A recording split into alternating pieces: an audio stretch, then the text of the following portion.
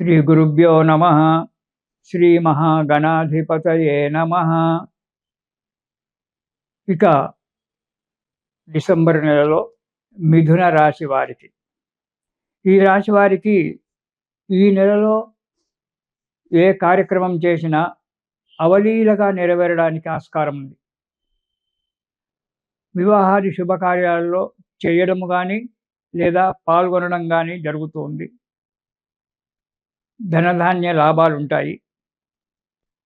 ఆశించినంత ఆదాయం దొరుకుతూ ఉంది. కానీ మీరు ప్రతి పనికి దీర్ఘాలోచనలో ఉంటారు. ఆలోచన చేయకుండా పని చేయడము మంచిది కాదు. ఎక్కువ దీర్ఘాలోచన చేస్తూ పనిని చెడగొట్టుకోవడము మంచిది కాదు.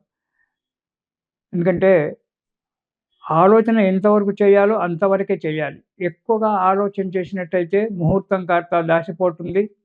దానివల్ల మనకు చేతికొచ్చేటువంటి ఒక పని కూడా వెళ్ళిపోతుంది. కాబట్టి అతి దీర్ఘంగా ఆలోచనలు చేయకుండా బుద్ధితో, ఏకాగ్రతతో దానికి తగినట్టుగా ఆలోచించి కార్యక్రమాలకు అడుగు ముందుకేయండి.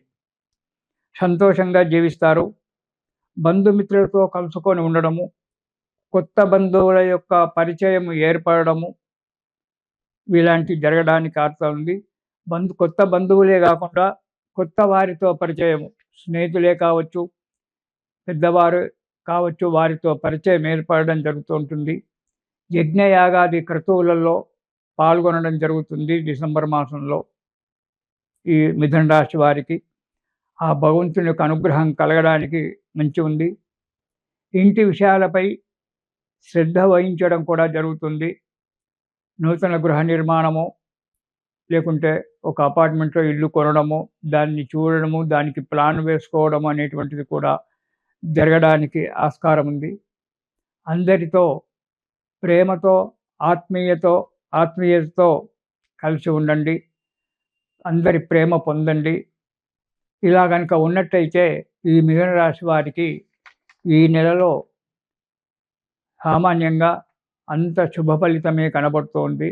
కానీ తొందరపాటు పడకుండా, అతి దీర్ఘంగా ఆలోచించకుండా, కాలానికి అనుగుణంగా, మనకు అనుగుణంగా ఆలోచిస్తూ అడుగు ముందుకేసినట్టయితే కార్యక్రమాలు శుభంగా నెరవేరడానికి ఆస్కారం ఉంది.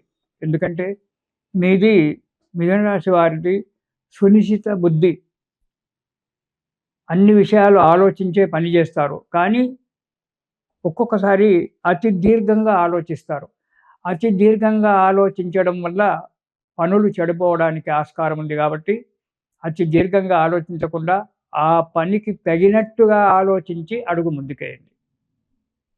ఇక మొదటి వారం కనుక మనము చూసుకున్నట్టయితే కొద్దిగా మనశ్శాంతిగా ఉండదు. మనసంతా అల్లకల్లోలంగా ఉండడము, రకరకాల ఆలోచనలు మనస్సులో కూడబెట్టుకోవడం జరుగుతుంది. దానిలో కొద్దిగా కోపం పెరుగుతోంది.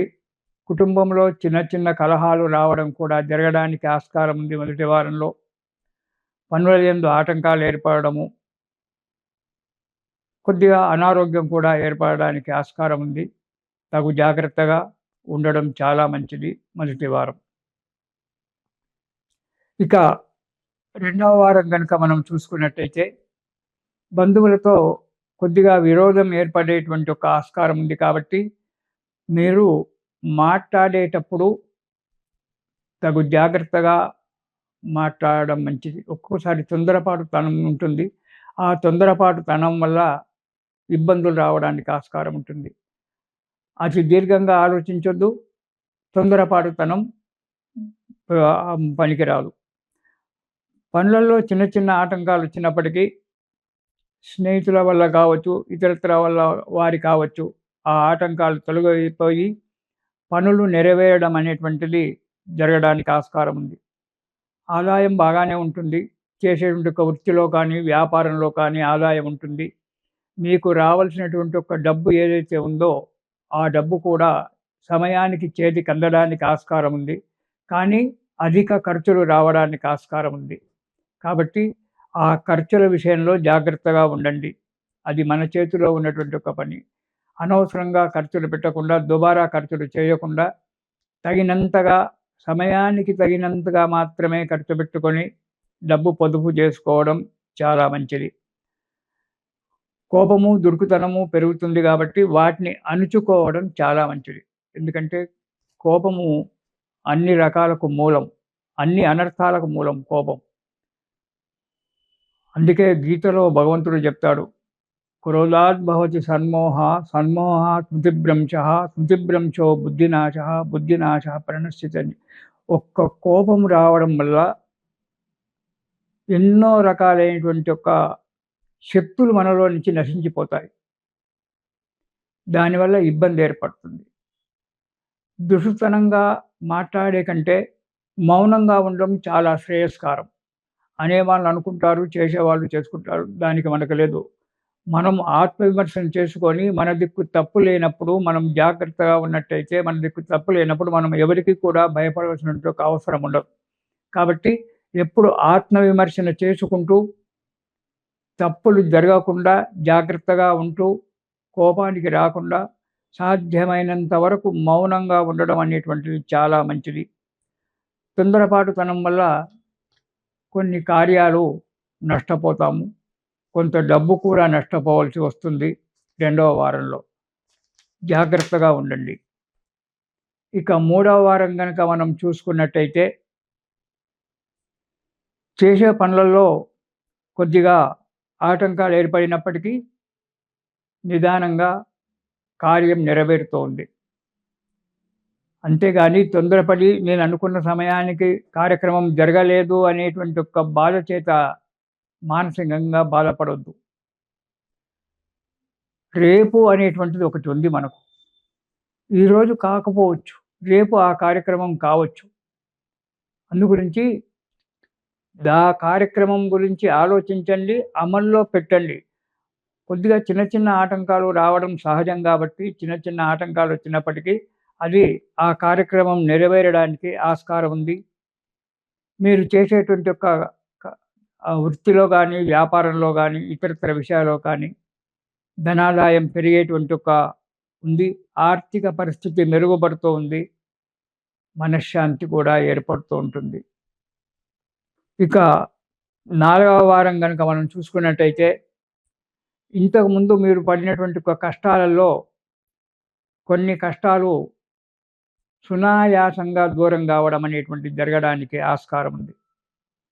కొంత రుణబాధ కూడా తీరుతుంది. అన్నిటికంటే శత్రువు రుణబాధ. ఒక మానవుడి శత్రువు అయితే అతన్ని ఎదుర్కోవచ్చు. కానీ రుణబాధను ఎదుర్కోవడం చాలా కష్టం.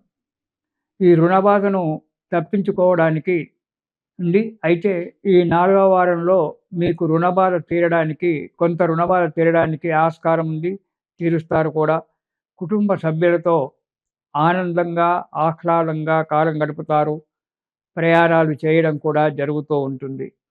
కానీ ఇలాంటి కొన్ని ఆటంకాలు తీరడానికి మీరు ప్రతిరోజు శ్రీరామ ఆపదోద్ధారక స్తోత్రము అనేటువంటిది ఉంటుంది.